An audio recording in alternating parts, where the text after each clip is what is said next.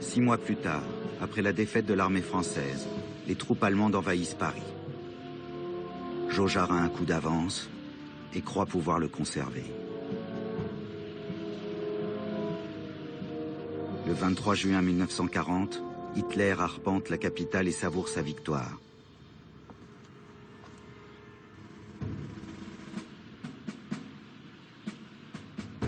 Dans les rues, les civils, par peur, mépris ou honte, baissent les yeux face aux envahisseurs qui surnomment Paris la ville sans regard.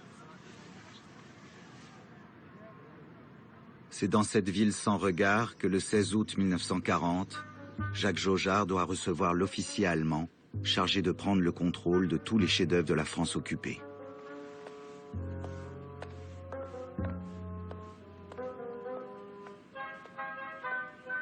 Ce tête-à-tête avec l'ennemi a lieu au Louvre.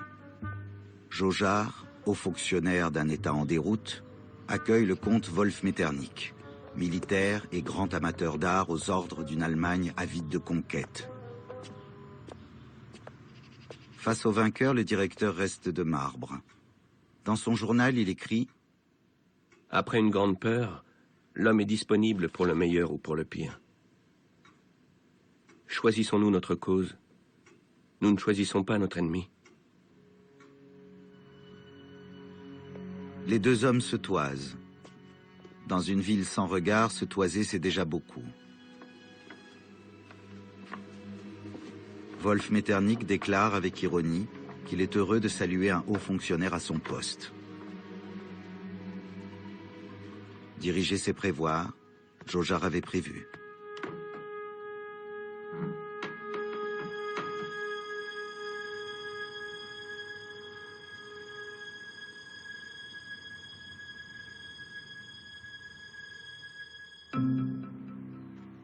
Depuis 4 ans, Hitler rêve d'un musée à sa démesure dans la ville autrichienne de Linz. Ce musée est un caprice, dont il a lui-même dessiné les plans. Le vol organisé des œuvres destinées à ce projet monumental galvanise une meute de rabatteurs chargés d'un pillage méthodique. Une meute dont Wolf Metternich porte officiellement l'uniforme.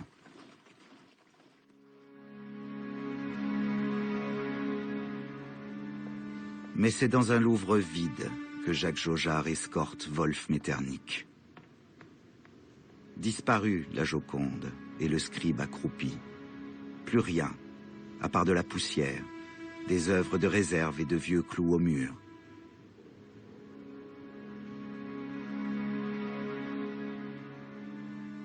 Pourtant, l'officier allemand semble soulagé de découvrir un musée vide. Tout homme gagne à être mieux connu. Il est souvent meilleur qu'on ne pensait, et toujours plus malheureux.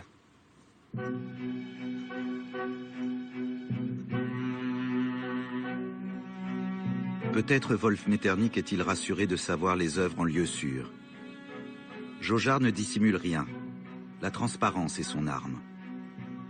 C'est avec l'inventaire complet des œuvres et leur localisation que Wolf Metternich sort du bureau de Jaugeard. Il lui a tout confié. Mais avait-il le choix? Non, il n'a pas le choix.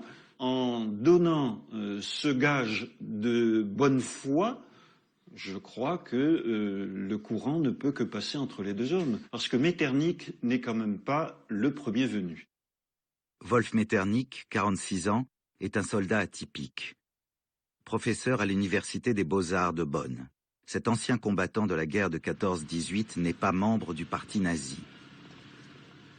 Dès son arrivée à Paris, il applique à la lettre l'intitulé du service que l'armée lui a confié, le Kunstschutz, la commission de protection des œuvres d'art. Protéger les œuvres contre tout ce qui pourrait leur nuire, même si la menace vient de son propre camp.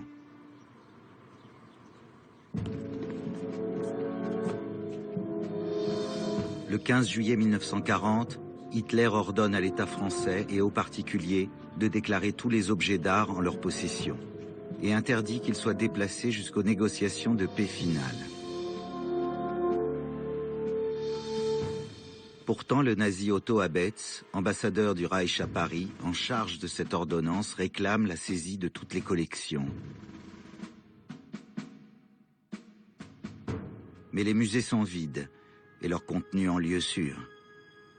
Furieux, Otto Abetz exige leur retour immédiat. Wolf Metternich, flairant la menace, se réfère au texte d'Hitler et rappelle à Otto Abetz qu'aucun objet d'art ne doit être déplacé jusqu'aux négociations de paix finales. Comme l'Allemagne est encore en guerre, aucune œuvre ne doit bouger. Rassuré par l'intervention de Wolf Metternich, Jojard devine que ce conservateur amoureux des arts est un allié providentiel. Il reste pourtant vigilant et garde ses distances. Presque toutes nos pensées sont à double fond. J'ai passé une partie de ma vie dans la dissimulation. Quand on m'ennuyait, je ne l'ai jamais laissé voir. Il était l'ambassadeur type. Vous voyez, quand on imagine un ambassadeur, on imagine un monsieur dont la figure ne change pas beaucoup, qui parle peu. Il parlait très peu, Jojard. Et il avait l'air un peu sévère, ça c'est vrai. C'est son côté probablement protestant, mais c'était un diplomate de premier bout.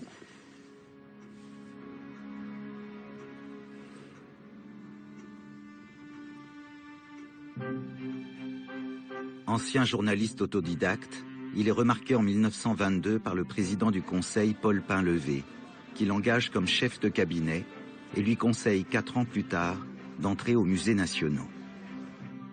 Dès 1938, en pleine guerre d'Espagne, il organise à Madrid l'évacuation des peintures du musée du Prado et les met à l'abri en Suisse. Un premier succès qui révèle déjà son génie visionnaire.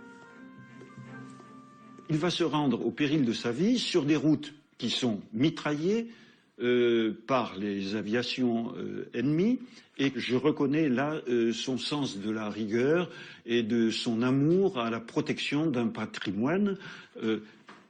Même s'il n'est pas français, il fait partie du patrimoine de l'humanité. Si les collections du Louvre sont d'abord stockées à Chambord, Jojard, à présent, en ordonne la dispersion. Il réquisitionne d'autres châteaux, perdus en pleine campagne, loin des zones de bombardement. Ces châteaux, bâtis en pierre de taille, réduisent aussi les menaces d'incendie. Pour les œuvres et leurs gardiens, la dispersion est dangereuse.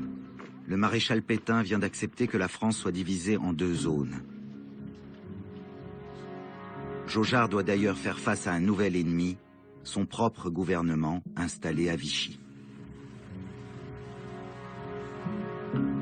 Mais il rassemble encore ses hommes et trouve des camions pour transporter les collections en zone libre. Sur des routes encombrées de réfugiés en fuite et sous les tirs de l'aviation ennemie, ces nouveaux convois traversent de justesse la ligne de démarcation.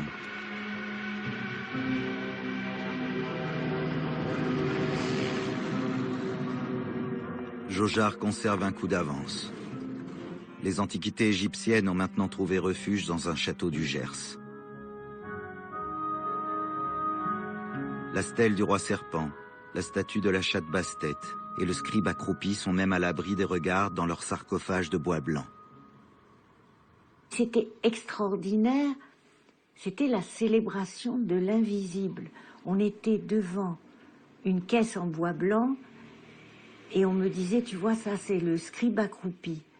Et je le croyais. J'avais raison, mais j'avais du mérite parce que je voyais rien. Je voyais du bois blanc. Mais les dangers se multiplient. L'humidité sournoise attaque les peintures et le feu reste une menace. Alors que tout déplacement est risqué, les conservateurs parviennent à transporter en zone libre des appareils de mesure d'hygrométrie et des autopompes à incendie. À la demande de Jojard, les gardiens s'entraînent tous les jours à lutter contre un feu éventuel.